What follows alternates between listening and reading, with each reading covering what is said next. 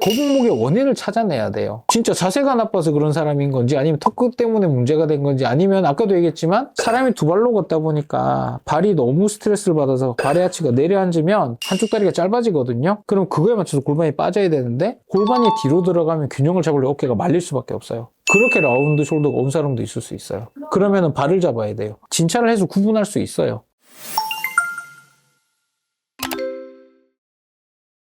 증상은 없는데 외형적으로 이게 너무 싫어서 한번 진찰을 받으러 와요. 그것도 상관없어요. 이게 불균형이 있다고 한다면 불균형의 원인을 찾아내야 돼요. 골반의 불균형은 대체로 다 결과들이에요. 그러니까 골반 자체를 교정해서는 안 좋아집니다. 거북목 라운드 숄더 때문에 어깨가 너무 말리니까 균형을 잡으러 엉덩이 뒤로 빼다 보니까 그것 때문에 골반이 틀어졌을 수도 있고, 여러 가지 원인이 있기 때문에 특히나 어깨랑 골반에 대한 치료가 생각보다 되게 골치 아파지는 이유는 걔들이 결과들이라서 그래요. 어떤 불균형을 보상하려고 이 상태가 만들어진 끝이 어깨랑 골반이기 때문에 얘를 교정해서는 안 좋아질 거거든요. 얘들은 시작점이 아니기 때문에 얘만 치료해주니까 안 좋아지거든요. 그런 환자도 왔어요. 도치료 진짜 많이 받았는데 자기는 계속 똑같다고. 오늘 치료가 끝난 환자인데 도대체 자기는 원인이 알고 싶다고 찾아온 거예요. 근데 그 환자가 봤더니 이 환자도 이거거든요. 그분의 엑스레이가 다른 데서 계속 도치료를 받는데 안 좋아진대요. 어깨 아프고 뭐 이런저런 증상들 다 이야기를 하는데 결국은 이분은 이제 턱관절부터 균형을 좀 잡아준 거거든요. 그랬더니 각도 자체가 많이 뒤로 가죠.